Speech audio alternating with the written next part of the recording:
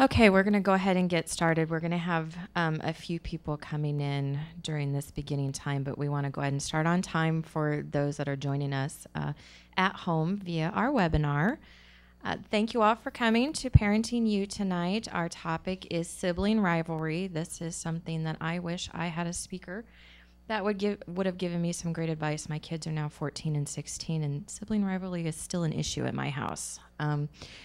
You guys are fortunate enough to listen to the expertise of Dr. Katie Ingram. She is a board-certified pediatrician with our Children's Physicians Group. She practices at the Eagle Run office. It's located on 138th and Maple. She's been with our organization for 5 years now. She has 2 children of her own, so not only can she give you practical clinical advice, but she can give you a mom's real perspective as well. So just a couple reminders before I turn it over to Katie. If you guys want to silence your pagers or cell phones, we will have a question and answer session after the presentation, so if you want to hold your comments till then, that would be great. We do have restrooms located right out these doors and to the left. So without further ado, I give you Katie Ingram. All right. Well, thank you, Danny. And welcome, everyone. Glad to have you here on this very lovely evening, and we'll hopefully make this worth your while, since you are in here when you could be out there with the gorgeous night that it is. Sibling rivalry is something that I'm guessing many of us are familiar with, in the sense that we perhaps have had problems with our own siblings growing up, or if you are now parents of more than one child, are undoubtedly have had to deal with, perhaps even on a daily basis, if not hourly basis. So hopefully tonight will be useful for you. As Danny said, I will definitely leave some time at the end, but I also do encourage, questions, comments. If anyone would like to participate while I'm going on, please raise your hand. I'd be happy to answer anything as we do go through. And I will, in fact, have a time here where I may encourage audience participation and trying to help me work through some scenarios as we talk about sibling rivalry. So we will get started.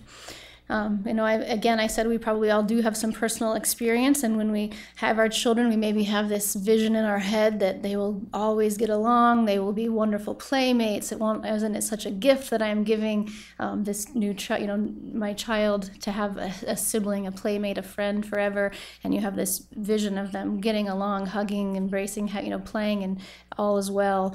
But sometimes reality hits, and we have fighting, more often than we would like.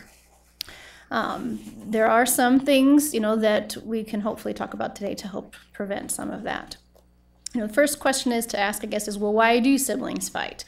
Where do the struggles come from? Why is it such a hard, difficult relationship? Many of you may have heard the analogy to having a second child as a spouse, saying to you, well, honey, I love you so much, I decided to go get another wife or another husband. So it is for the first child, having a second child come on board can be a very challenging, difficult time in their life. These siblings, whether it's 2, 3, 4, 5, 6, they are competing in a sense. There are limited resources in a family, limited time that they can spend with the parent, limited time that they can have watching their favorite television program, limited time on the computer, limited time with a favorite toy, limited time sitting in the window seat of the car. Whatever it may be, there is always those limited resources, and parental attention being one of the biggest limited resources that siblings may have a hard time sharing. In addition, children are not the same. They have differences. They have different likes. Males and boys and girls may have different needs, different wants. As their ages are different, they also may have reasons that they may fight or battle. Independence is another thing that may cause siblings to fight. Danny mentioned that she has a 14 and 16-year-old. Again, sibling rivalry doesn't stop when they're 14 or 16. At that age, in fact, it may escalate. They are wanting more independence. The older siblings or siblings who are close together who may have once gotten along well, were able to interact well, share their toys, share their time, suddenly want some of that adolescent or preteen independence, and that can definitely cause some strife and stress among siblings. And it's always an important thing to do, and maybe not an easy thing to do, but you always have to look too at, well, where are the children getting their skills at dealing with one another, and where are they learning how to deal with differences and how to learn with dealing with one another. So modeling is definitely something else that can lead to siblings fighting. If you tend to be, as a parent, someone who does get your point across with yelling, fighting, slamming doors, arguing with your spouse, arguing with your siblings, they're going to definitely learn some of that behavior too. So it's important to do a little self-reflection as well to see, well, how am I dealing with differences? How do I deal with my relationships? And could I perhaps change things and be a better role model? Well, so we know siblings fight. We know that there are lots of reasons that siblings fight, but so what can we do about it? What can we do to temper the outburst and to decrease the fighting? Just a little cartoon that talks about, I'm not sure that this degree of competition is entirely healthy, as one sibling looks upon the other with a glowing admiration from the mother with the child of the month. And it's very hard, but this is one important step to try to do, even from the very beginning, from the time that the child is born. It's really try hard not to compare. And we do this. We do this from probably pregnancy on. We say, oh, this pregnancy is different than that pregnancy, or this pregnancy is, I was much sicker at that pregnancy, or Joseph walked at 10 months, but you didn't walk until 14 months. And we do tend to make these comparisons really from the very early on in the child's life. And it's important, to know that, children are certainly not equal. And we know that, I think, going into being a parent and having more than one child, we realize that they are not going to be exactly the same. They are not going to have the same interests. They're not going to do things the same. And it's a very easy habit to get into. But if you really try to encourage the individuality, embrace that they are different people, they do have different skills, they do have different needs, they do have different wants, and point out the individual strengths rather than really focusing on how they are the same or how they are different. In addition, you want to try to minimize competition. We are in a very competitive world. They will compete over even really very silly things. I'm sure you have heard, if I don't know if all of you have more than one child or not in the audience, but I'm sure you have had your children compete for things that seem, even very, very, very small. And we can also sometimes encourage that by maybe saying, well, okay, let's see who can get ready for bed first, or let's see who can, clean up their dishes fastest, or who can do this. And rather than encouraging the competition, I would implore you or challenge you to try to stop the encouraging the competition as the individuals competing against themselves, but have them compete as a team. Sometimes competition can be a good thing. It can be a motivator. It can get people going. It can get a fire, under them. But instead of competing them against one another, change the role around a little bit. Instead say, okay, let's see we'll set the timer to 5 minutes. We'll see if you can do it together in 5 minutes. So you're making them do it together. It's not against one another, but they're competing against the clock, or they're competing against something else. They're not competing against each other. So here we go. So let's see. We talked a little bit about not comparing. So how would you respond then to these situations? For instance, again, we talked about every child is going to be unique and different. You have one sibling who has a much more difficult time just getting motivated, getting ready for bed, getting ready for school, getting ready for dinner. The response that you may come into easily is, why can't you do like your brother? Your brother always is, your brother does a great job. Look at him, he's ready for bed. Why can't you be more like your brother? Instead, perhaps you could point out to the brother, yes, I am so very happy. Thanks to the brother for getting your pajamas on, brushing your teeth, getting ready for bed without me asking, or me asking one time. That really makes it easy for me. Thank you. Rather than pinpointing the child that didn't get ready for bed, brush their teeth, put their pajamas on. That hopefully by looking at focusing on that difference versus competing them together, comparing them together, you hopefully get more motivation from the other sibling, and when they hopefully follow suit, say, look, great, thanks. You now have your pajamas on. Not you have your pajamas on too, but now, great, you are now all ready for bed. Let's go to bed. Another scenario. So, it's one sibling improved their grades. One sibling had an easier time getting that A versus getting the B. What could we do to avoid that competition of, oh, great, look at Susie, she's the star, she's the A student, she did it again. Any ideas?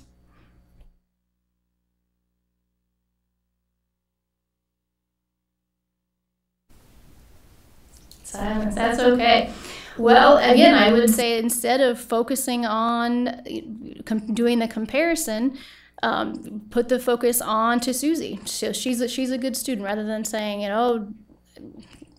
why can't you be like your sister Susie? Tell Susie, oh, you must be proud. You must be proud. Not I. That's my star. That's my star child. I'm so happy with what you did. You can put the focus on her. That you must be so proud. You worked so hard. Good job. Now, you may want to try to do the big praise or the really talking about the details of the success apart. So when the children aren't together, so the other child doesn't get to hear it. We may think that that what we're doing, is minor, is minimal, but even just by saying to Susie, oh, you did an excellent job, I'm so proud of you, the other sibling then may internalize that and say, oh, well, you must not be proud of me. You must not be happy with what I did. So, as individuals, try to talk to them separately. Have an individual conference. Focus on that child, not focus on what the other child did or did not do. And the other topic that will come up. So, which picture do you like more, Dad? Which story did you like more, Dad? Which child do you like more, Dad? Really, you need to point out the individuality. Say, how could I possibly choose? How could I possibly choose? You are both, you are my unique child. I like you just the way you are. I am so happy with what you are doing versus saying, oh, I love you just the same. So really, again, we want to try to focus on the individuality, the uniqueness that you definitely do love them both in their own unique and special way, not dependent upon what the other child is doing. In addition, with siblings fighting, we want to avoid another temptation. So we talked about trying not to compare. We also want to not intervene all of the time.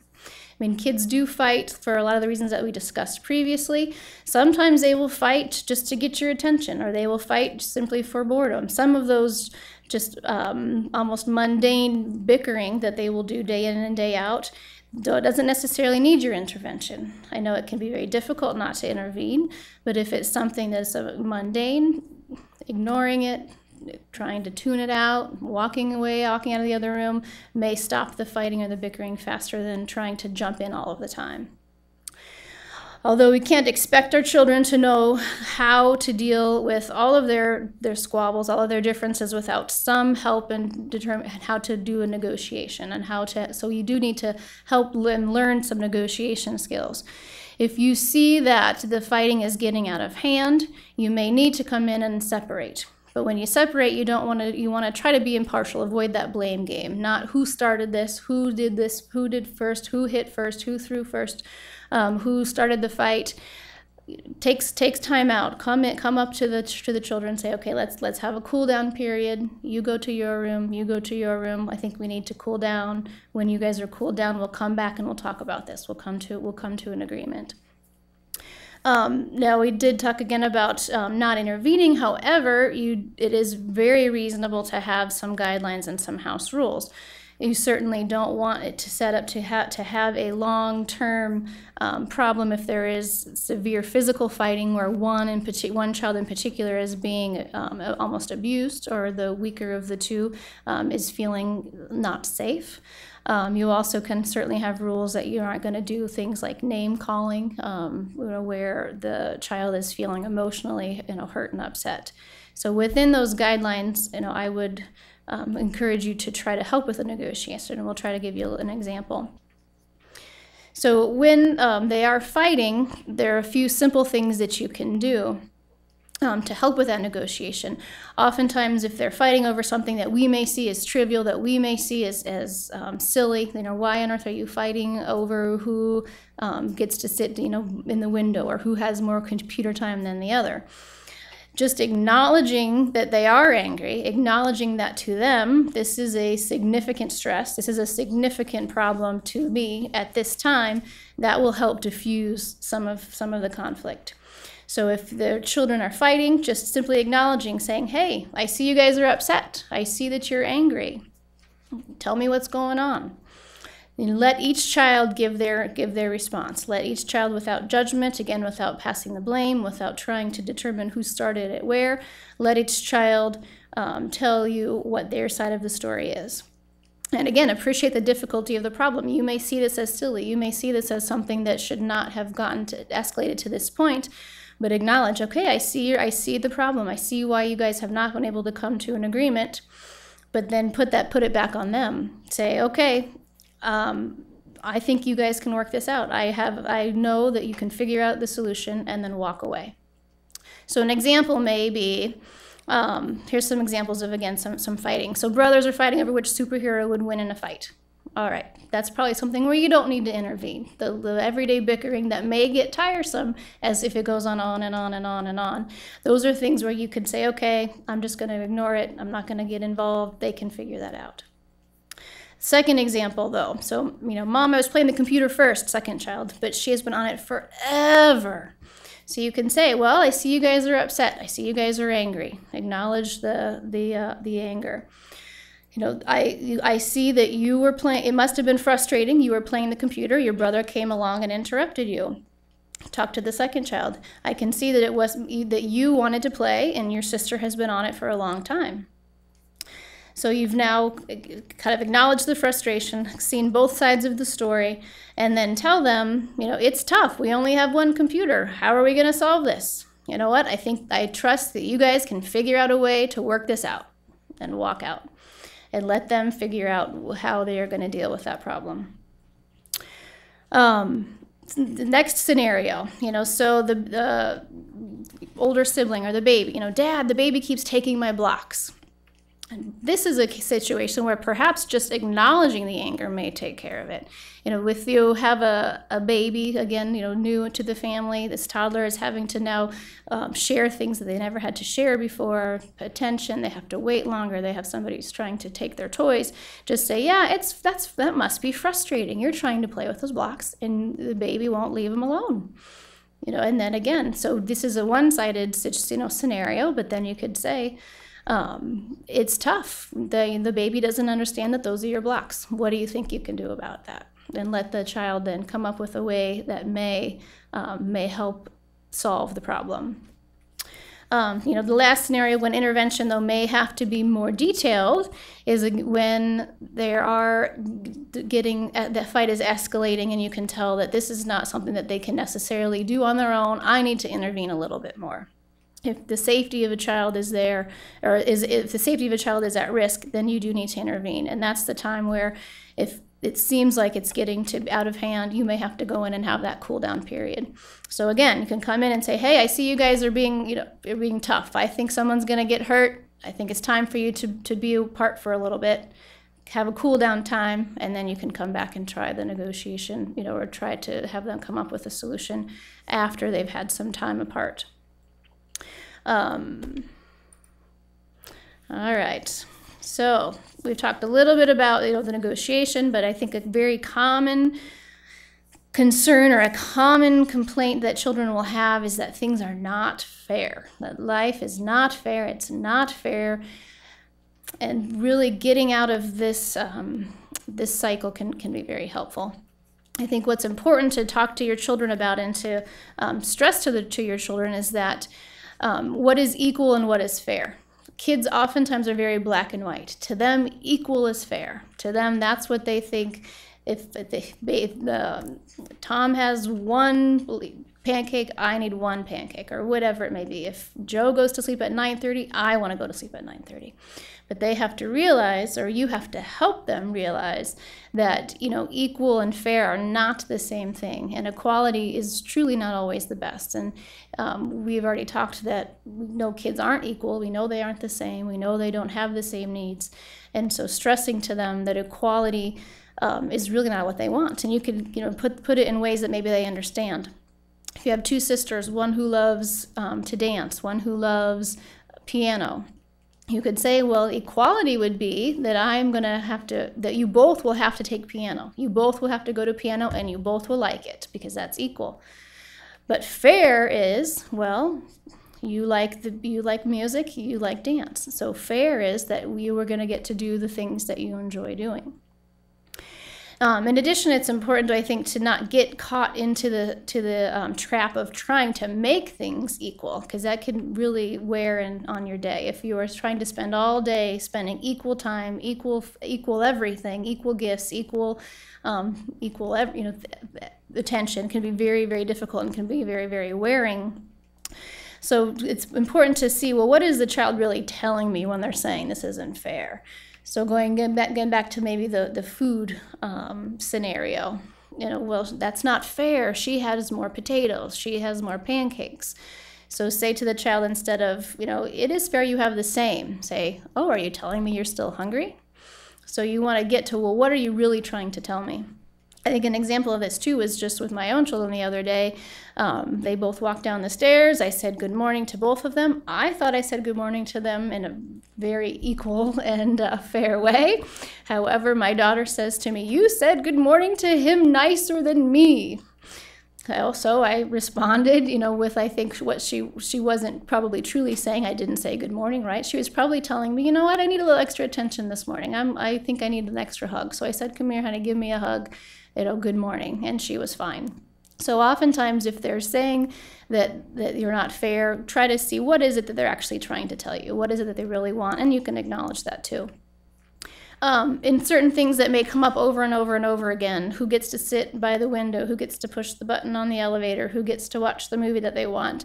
With those things, you can try to have them help you determine what is fair. Have them help you decide, well, we seem to be fighting over what television show, or who wants to watch which show, or who wants to play with the basketball first. How do you think what would be a fair way to distribute this, or what would be a fair way to share this? And going back to that, acknowledging the frustration, you can certainly give them permission to disagree, though. So let them know that, yeah, you are going to sometimes feel like it's not fair. You are going to sometimes feel like things, like your sister gets more than you do, or your brother gets more than you do. And just acknowledging that feeling and that frustration may help. The tickle their funny bones, again, if you could add in some humor, certainly can help. If everyone's tempers are rising and people are getting frustrated, attempting to add something in just ridiculous or absurd can sometimes help as well. So we've kind of gone over some of these already, but talking about the equal versus fair. So the no fair, she has 2 pancakes. Again, going back to the desire. So say to the child, instead of saying, no, it's equal, it's fine. Say, well, are you telling me you're still hungry? Are you saying you would like some more? Or the no fair, you've been talking to him all day about his project. So acknowledging that, it must be difficult, for you to wait while I'm talking to your brother all day. However, he needs some help today, and he needs my attention. As soon as I am done helping him, I would be happy to deal with, or to work with you, or to ask, spend some time with you. But again, don't say it's going to be equal. It's going to be fair, or going to be equal. The no fair, she picked the movie last time. And that's where, again, you can try to come up with a way where they can devise a system to see how they will share things that they want to spend over or do over and over. It is important, and it's to try to spend time with each child.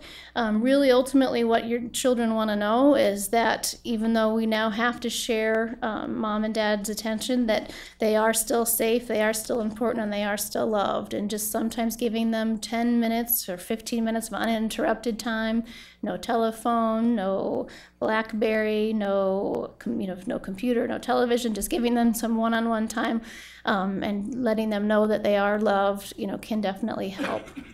In addition, respect that they will want to have some time alone, especially if children are getting older, they have to share a room or they have to share space. Letting them know that it is okay to have some time alone, that they can have their own time, they can have their own friends, they can have their own special items, that they don't have to share everything.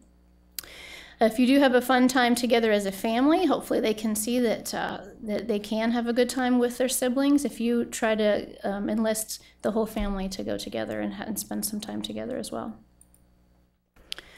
There certainly are some special circumstances. There's some circumstances where little extra, attention, could be, we could spend on. One is like a special needs child. We talked again, every child is not equal. Some children do need extra time, whether it may be someone with a learning disability or a physical handicap, or it's someone who needs, what's that? Sick child, most definitely, exactly. So, with sick child, that's where that equality versus fair really kind of comes to play.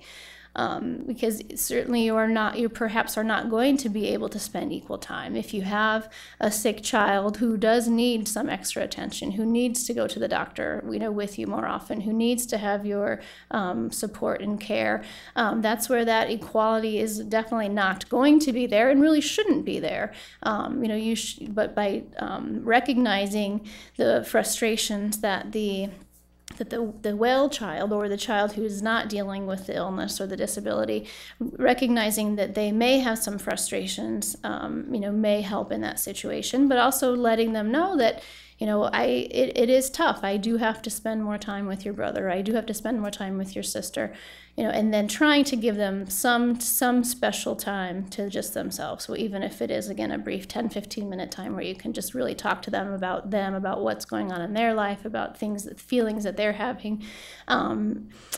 It's also important to not put your kids in their roles, though, if you can. It's easy to kind of let them fall into the role. So, okay, well, Billy, he's the bully, or Jackie, she's always the victim. You'd want to try not to let them fall into those roles, though, as well. If you can really try to encourage, that the person or the child who may be falling into the victim category, encourage them to stand up for themselves. Talk to them about, well, how could you deal with your brother next time, he does call you names. Give that child ways to fight back. Point out that they can have skills, that could help them with fighting with their sibling.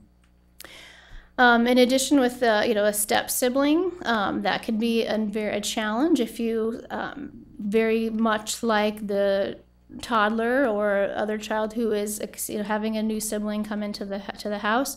If they're having a blended family, that's going to cause some stress and some strife as well. Acknowledging that there is the difficulty, acknowledging that this may be tough, this may take some adjusting.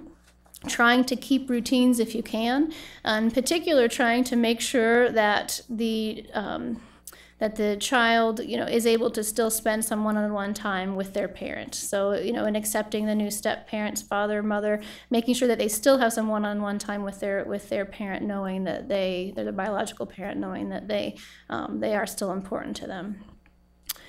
The new baby, we've talked a little bit about, again, preparing the older sibling, for a new baby. And this can start early on, although you don't want to start too early. Younger child, 3 and under, really you want to wait until just a few months before the child is going to arrive. If you start too early, that 3, 4, 5 months can seem like forever, to a 2 or 3-year-old. So a few months before the baby's arrival, you can start to talk about the child. Now, if you have an older sibling, though, 4 or older, you want to make sure that they do know when other people know, because they will hear you talking about it. They will hear you telling, the neighbor, grandma, your aunt. So make sure that they know about the baby as soon as other people know about the new baby.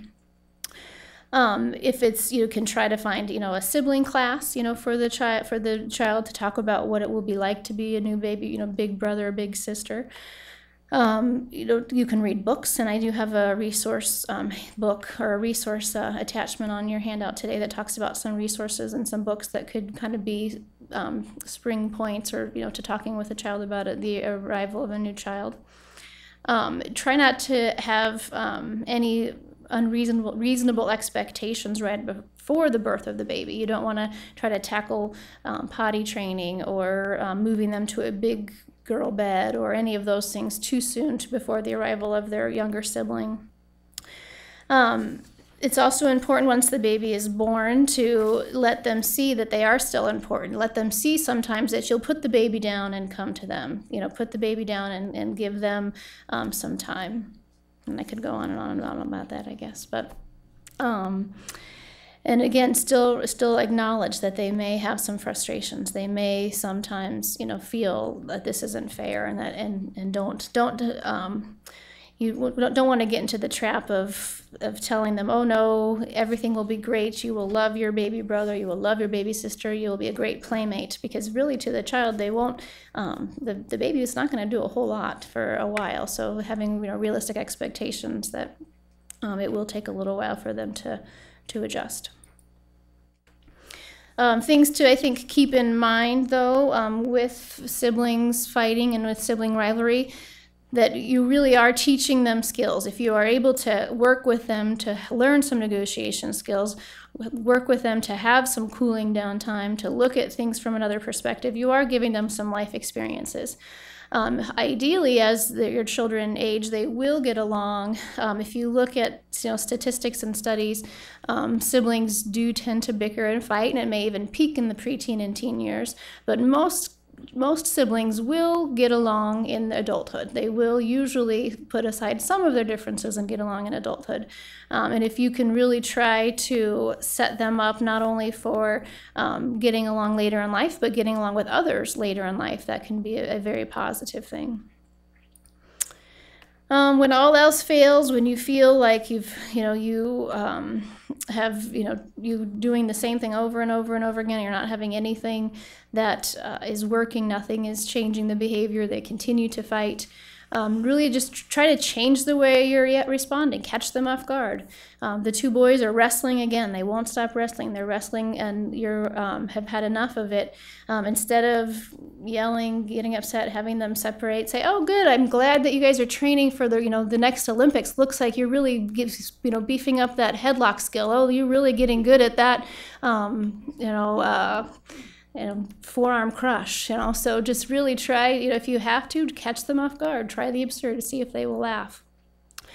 In addition, you may just need some time away. You may need some time to just laugh and to realize that you will have good days, you will have bad days, but tomorrow is always a new day. You may get back into the cycle. You may start to compare them. You may yell. You may scream. You may have those days where, despite your best efforts of trying to keep it cool, trying to work through, help them work through their things, through their discussion or their disagreement, you don't perform like you would like to. But tomorrow is a new day. You can always try again tomorrow. Certainly, though, if you can seek help, if you feel that the physical harm is occurring more and more, or one of your children are in danger due to the physical harm that a sibling may be occurring, putting them in, or the harm they may be putting them in. If psychological harm is occurring, certainly seek help, or if it's beginning to have any stress between your relationships, you would definitely want to seek help. I kind of went through that a little bit faster than I thought I would, but I do have some resources that are attached at the back. In addition, I did include the Children's Family Support Center number, and certainly you can always contact your pediatrician should you have any questions. But I really do, we have got some time left, so I would be happy if you have any specific questions or concerns or anything you would like me to talk about in more depth. I would be happy to do that. Yes. I have a 2-year-old and a 3-year-old. I know part of it's just the age, but it's constantly pushing, slapping, pulling hair because they want the same toy or they want our attention or how do I deal with getting that to stop? Sure. Well, again, you would want to, you can again have the rule that, well, we don't hit, we don't push, we don't slap in our family. You're mad. Use your words. Tell your brother why you're mad. Tell your sister why you're mad. Use your words. Even if they again, let them be angry, let them be upset, let them not want to share. But you can definitely intervene. Have the rule. No, we don't hit. We don't do that. Use your words instead, and you can try to model too, or let them, if they really are angry, they really want to tell you how angry they are. And if they can't communicate very well, which that can be a challenge too at 2 and 3, if they don't have those words, if they don't have that language of the communication, is you can let them show you. Say, hey, well, here's your doll. Show me how you're mad. Show me what you want to do to your brother. But then say, but we don't do that to each other. That's a rule in our house. We don't do that.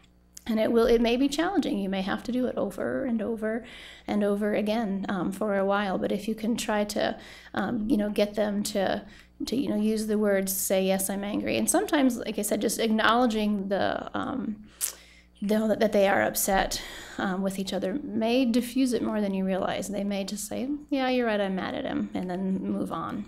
So is timeouts a bad thing?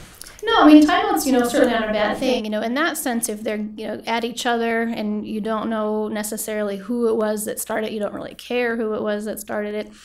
You say it's more as a cool off time. So instead of using it as a timeout, you could say, nope, time to cool off, separate them. Or you can say, well, it looks like you guys can't play together, right now. Well, you guys have to play apart. Or you could even make it a game and say, well, I guess you guys can't play together. You have to stay, you need to stay in this side of the room, you need to stay in that side of the room, but don't look at each other. So again, try to almost make it funny, and they may start to look at each other and giggle or laugh, where, trying to diffuse, though, the anger, diffuse the frustration that they have with each other. But no, timeouts certainly are okay. You want to use them consistently, though, and you want to make sure that you're not doing empty threats, that you're not saying, oh, if you do it again, I will do this, or oh, if you do that again, I'll do that. Especially at that age, just very simple, simple explanation. We don't hit, we don't push, and then, separate the two of them. Yes? I have 2 boys, they're twins at age 6, and what I get a lot is, why does my brother do this correctly and I don't? It's almost they don't understand why they don't go to bed on time or why they don't stay in their bed. And how would you address that? So they're saying, why does he do it and I don't? Or they both understand the rules and they know how to do them. It's just when I have to point out, and it's usually my son named Jason, you need to brush your teeth, you need to stay in the bathroom while you brush your teeth, and he'll say, Mom, I don't know why I can't. Okay. It's just, I don't know how to answer it. Okay.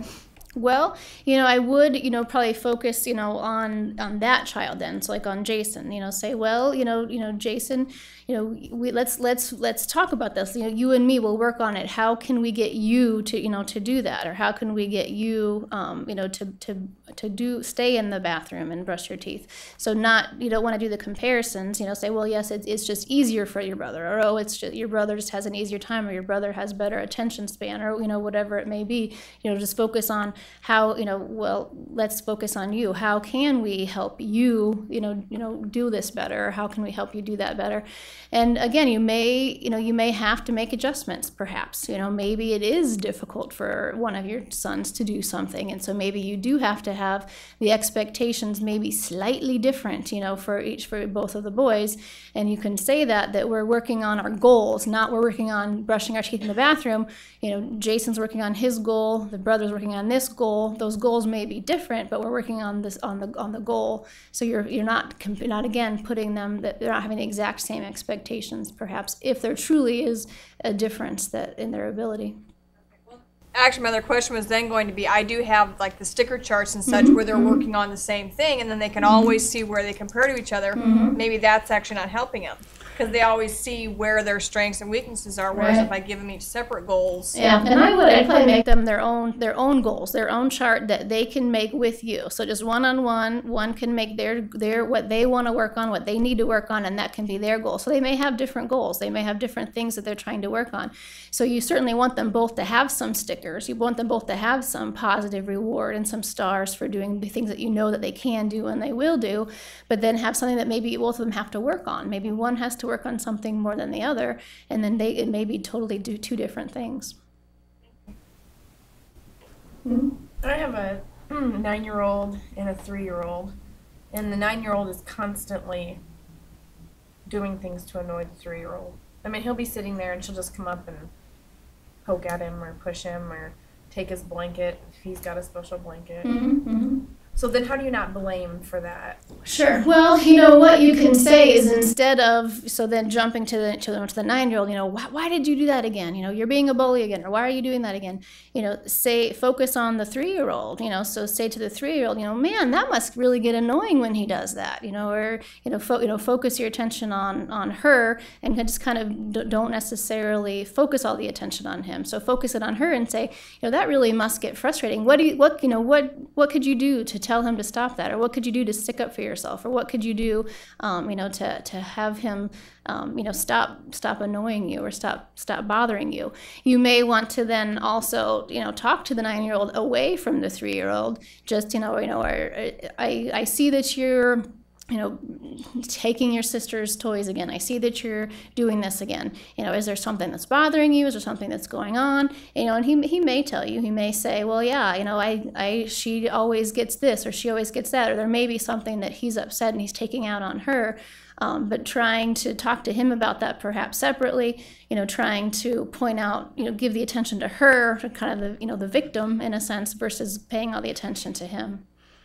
Because sometimes, like kids who are biting, kids who are doing that, they may just get into that cycle where that's how he gets attention, or that's what he wants. He wants the attention that way. So if you give it to her, ignore him, he may not do it as much. Back to multiples. How do you deal with multiples? They don't want to be separated, but like the outside forcing them to compete together because they're in the same class, in the same sport, in the same everything, but they refuse to be taken apart from each other. Okay, so they actually want to be together, or they choose to be together. Do they? You certainly could try, to have. If you can see any difference, if you can see any area that they may have, a different interest or outlook, or something that one likes more than the other, try to kind of, foster that a little bit, just to see that, it is okay to have some interests that are different than, my twin, different than my sister or my brother. But certainly, multiples are already kind of a unique, area too, with sibling rivalry that we could talk about again a lot more. And with the, the multiples, if they do truly, want to be together, if they do truly want to have some time together, respect that as well. Let them be together as much as they certainly can. The comparison, is going to be tough, because, you want to, again, point out, what they're doing well, not what they're doing, in comparison, to the other. But you may have to push it a little bit. You may have to say, well, I know it's a little uncomfortable, I know it's a little uneasy, but sometimes they are going to have to do things apart, or sometimes they are going to have to do things on their own and kind of develop their own unique, individual self, and individual, goals and desires. But yeah, that can be a challenging one though too. Anything else? Yeah. I have a question. We have a 2-year-old right now, and it's just her. We have another one on the way in July. And whenever we're, maybe focusing our attention on something else, say the phone, she always picks that time to say, help me.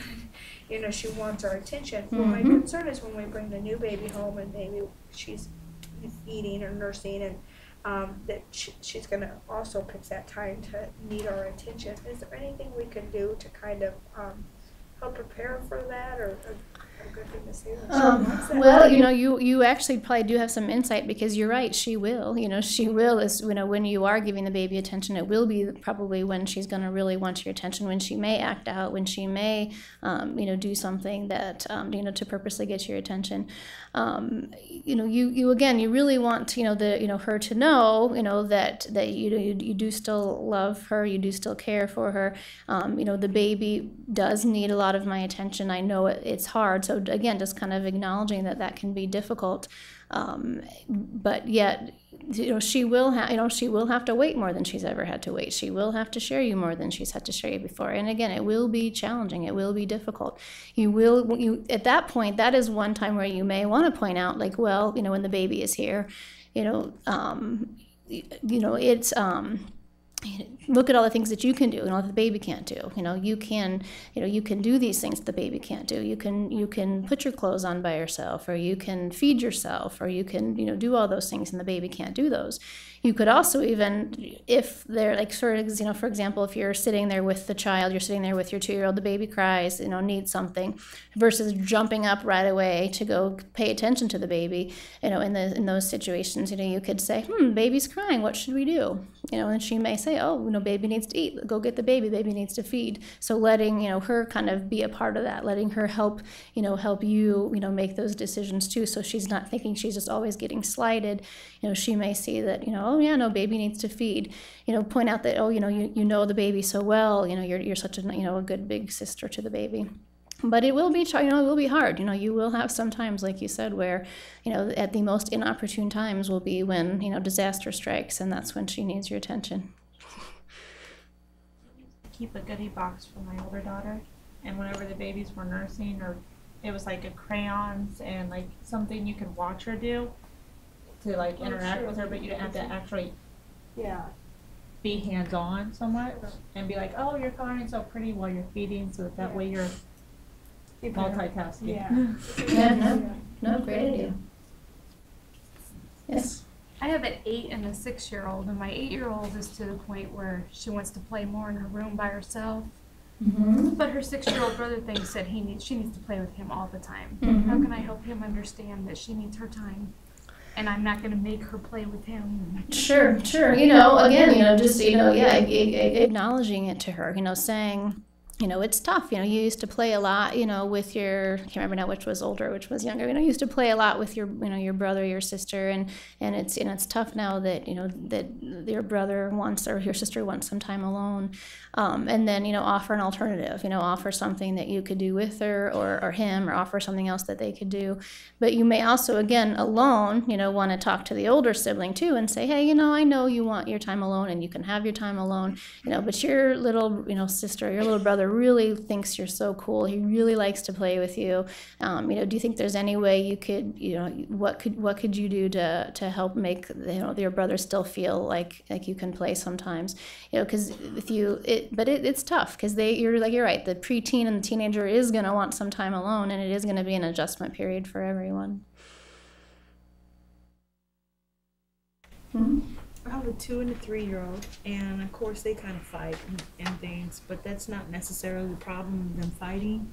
It's the kind of tattletelling thing, it's small things, and they recognize it, or he took my Spider-Man. So it's each little thing that they run to like every 5 or 10 minutes. How do you kind of minimize that, or try to get them to not always... Sure. Well, you want to watch, I guess, how you respond. If you always jump up and intervene, well, then they're going to probably continue to do that. If they come and tattle, and every time you jump up and then offer them a solution, or jump up and offer them, a way out of it, they're going to keep doing it. So you can have the rule, we don't tattle. if somebody's doing something that is dangerous or unsafe, yes, you tattle. But if it's something, that's just, they're fighting over a toy, there's something like those kind of mundane everyday things, the rule can be, you don't tattle. And if you respond to that by, sorry I took your toy, you guys can figure it out. You guys can figure it out. So if you put it back on them and not really reward the tattler, hopefully the tattling will also stop. I have twin 3-year-old boys. Oh, they're twins. And the thing seems to be if they're next to each other, it's Mom, he's touching me, or Mom, he's. How do you diffuse that situation? So, so it's just kind of just the everyday, again, the bickering, just all the bickering, We tried putting them in their own beds to sleep, but they end up in the same bed. But before they fall asleep, it's Mom, he's laying on me, or anytime they're touching each other, it's. Yeah, and it sounds like that may again be just an attention seeker. Just getting Mom back in, prolonging bedtime, making having this go longer. Trying to postpone something. So that again may be something where it's almost best to ignore, where it's almost best just to say, you're okay, good night. So if it's something that is just a mundane, benign, like that, he's touching me, he's looking out my window, he looked at me funny, then just ignore it. Just say, you guys figure it out. And if you have to even just walk away, that'll tell them a lot. Like if you just go, you guys are okay, and then walk out of the room, it's going to tell them a lot. Like, oh, okay, she's not going to fall for that anymore. She's not, I'm not going to get her attention or a rise out of her from that.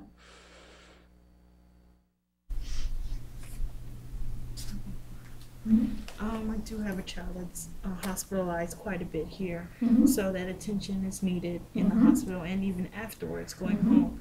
How do you kind of try to put in your schedule or balance it more like, well, he has attention, I'm catering to him, but also give him, my other child that same attention, when needed? Sure, that is tough because, like you said, like the child who does have, more needs is going to have more attention, is going to have more of your time, and so you can again, if you in a brief conversation, just acknowledge to the other child, give a big hug when you're alone. Yeah, it must be tough, with your brother and I at the hospital a lot. I know I haven't seen you a lot lately. I do miss you, and love you. And then if you can just acknowledge that again, yeah, this may be tough. And time is limited, obviously. You don't have all the time in the world, and you don't have the time to probably then spend all the time with that other child. But try to make it an effort then to show that you are trying to schedule something with them, whether it's a special lunch that you do once, or if after a particularly long hospitalization or a particularly long time, if you can just schedule some alone time with that child that you make a big deal of. We're going to go to lunch today, or we're going to go do this today, we're going to go to the park today, just so and again, it may be just that 1 hour out of 2 weeks, where you're spending more time with the other child, but just making the effort to spend some time with that other sibling. Probably better to try to find something significant with each child Exactly. that you do, your kind of own thing, and kind of do that. Yeah, no, exactly.